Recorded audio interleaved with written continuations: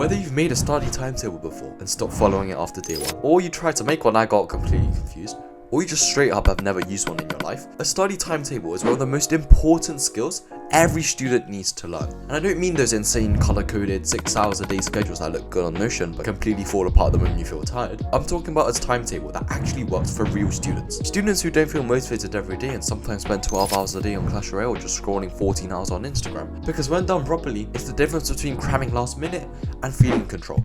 It's the difference between falling behind and exactly knowing what to do next. And so in this video, I'm going to show you how to make the perfect study timetable, even if you're lazy. Not one that relies on discipline and not one that assumes you're motivated all the time. One that works on your worst days, not just your best. This video is going to be split into 2 parts. How to make a study plan for normal school days, right? Days where you have school. In the second half, I'll show you how to make one for weekends and holidays, when you actually have time, but you still somehow end up wasting it. Alright, so starting with the school days. Your goal is actually not to study a lot. This is where students go wrong. You've already used most of your mental energy up in school. And so if your study timetable says, study for 3 hours after school, you're not lazy for failing that. Your timetable is just bad. So the rule for school days is simple. Your study timetable needs to be flexible in time, but rigid in action, okay? So not study from 5 PM to 7 PM, but when I sit down, this is exactly what I do. So follow these simple rules. Rule 1, anchor to events, not time.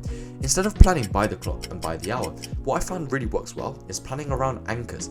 Anchors are things that already are happening in your life no matter what, like getting home from school, hopefully, eating dinner, finishing homework, before you shower, before bed. And so instead of saying I'll study at 6 PM, you say after dinner, I'll do one study block. This removes decision making and it also removes that silly things that our students do, where it's like, if you say you study by 6 PM, but then it's like 6:01, you round into the next hour, none of that, bro. And rule 2, one short non-negotiable study block. On school days, you only need one focused study block, I promise you. That's it, 60 to 90 minutes max, not 3 subjects, not everything, one block. Whether that's homework or revising. The rule is you're allowed to stop after that block. Sure, you can go on more if you feel like it, but this is important. When studying feels finite, when there's an end to it, you're way more likely to start. Most students fail because their timetables feel endless and restricting. But when you say okay, I'm gonna study for at least 90 minutes, if I do more, sure, that's cool, but after I do that, I can stop if I want to, right? Because actually the other cool thing is it's I call this studying without studying, but you can actually get a lot of studying done when not studying. Okay, that's a lot of studying as I just said, but basically half of studying is just memorization, right? We can just agree on that as a fact. And so don't waste your time memorizing, trying to do that at your desk. Get a flashcard up and do them throughout the day. One of the best things about flashcards is that they're really good for memorization, but they're also portable. I do my flashcards outside my house, when I'm on the train, on the bus, on the toilet, in the shower, etc. The point is, when you're you're studying without studying because you're getting 10 minutes, 5 minutes of flashcards throughout the day, and that's the memorization half done, and you've done an hour flashcards in the day. That's good. Okay? Rule 3. Pre-decide the task, no thinking aloud. This is where your timetable actually does its job. You should never sit down and think, what should I study? Your timetable should have already decided that for you. Decision fatigue is a real thing. When you have to make decisions, you're going to be less focused and locked in your study session. So for example, be really specific. Monday, maths exam questions. Tuesday, biology week topics plus homework. Wednesday, finish my English essay and do my maths homework. Broad enough to adapt, but specific enough to act. You can change the exact task depending on homework or energy, but the category that stays fixed. That's how you stay flexible and rigid at the same time. But just before we move on, let me show you the exact workflow I use, and if you slot this into your timetable, it's going to make revision feel efficient instead of overwhelming. First, I make my notes in the way that I already like to. Handwritten. In Remnote, you can create full handwritten documents just like you would on paper or iPad. But here's the difference. The moment that I finish a page, I can instantly turn part of it into flashcards. I either draw over key bits using this thing called occlusion tape, basically hiding answers in the same way that you blur something on a worksheet, or I just click AI tools at the top and let Remnote generate the cards for me. So my notes become my revision, no extra step. Then comes the part that actually moves the needle, space repetition. Remnote automatically schedules those flashcards for me, so I'm reviewing things right before I'm about to forget them. I'm not guessing what I have to review each day. It tells me. You open it, do what's due, and you're done. And the thing is, Remnote isn't just flashcards. It's got PDFs, text notes, quizzes, an AI tutor, everything in one place. So instead of juggling 5 different apps, your entire study system lives in one workplace. If you want to try this for free, you can get a free month of Remnote Pro at remnote.com/jspark, or just use it free forever. It's one of those tools that actually changes how you revise, so make sure to slot this into your timetabling. And here's rule 4. Default is better than perfect. Here's the mindset shift. Your school day timetable is a default, not a prison.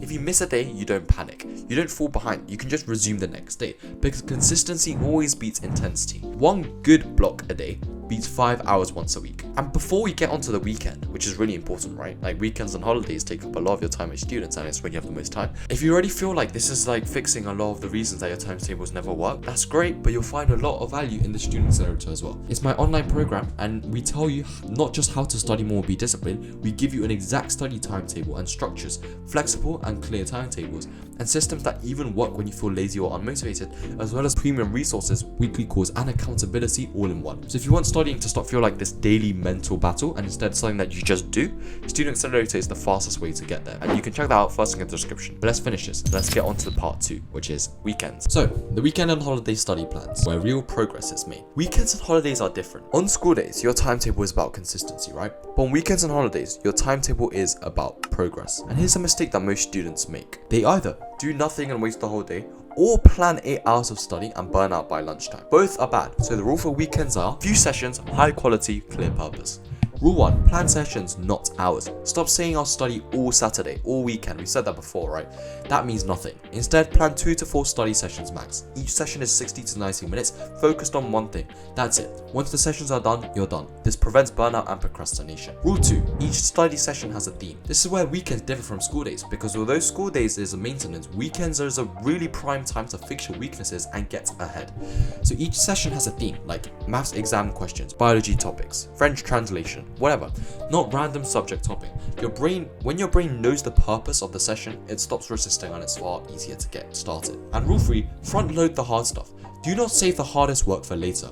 Your energy is highest early in the day, even if you're not a morning person. So start with the hardest things first, then the medium difficulty, and end the day off with the easiest or reviews. Lazy students win by using energy wisely, not by forcing your discipline. If your energy throughout the day looks like this, which it does, by the way, it makes sense to do tasks that start high difficulty and do that, instead of doing tasks that start easy and do that, because then you're going to be trying to do the hardest tasks when you have the least energy, which just means procrastination, right? And so rule 4, leave gaps on purpose. This is crucial. Your weekend should have empty space. Why? Because things take longer than expected. Motivation fluctuates, life happens. You're gonna have to go out with your friends. Relax. If your plan has no breathing room, you'll abandon it entirely the moment something goes wrong. A good timetable expects imperfections, and timetables in time for stuff that you like doing. And rule 5, at the start of the weekend, ask, if I only achieve one thing this weekend, what would actually matter? That's your anchor. That's your big win. Everything else is a bonus. That removes pressure and ironically allows you to do more. And I hope this video has been useful, but if you also want a timetable that works on school days, works on weekends, works when you're tired, lazy, not motivated, then the Student Accelerator is built for you. We don't rely on discipline, we rely on accountability, how to make studying automatic. Doors are open right now, and as you can see, it's worked for so many students. Become the student who actually stick to their plans and get the results to match. First link in the description. But as always, I'll see you in the next video. Hope this helped, and I love you guys. No homo, no weirdness. Yeah, I'll see you in the next video.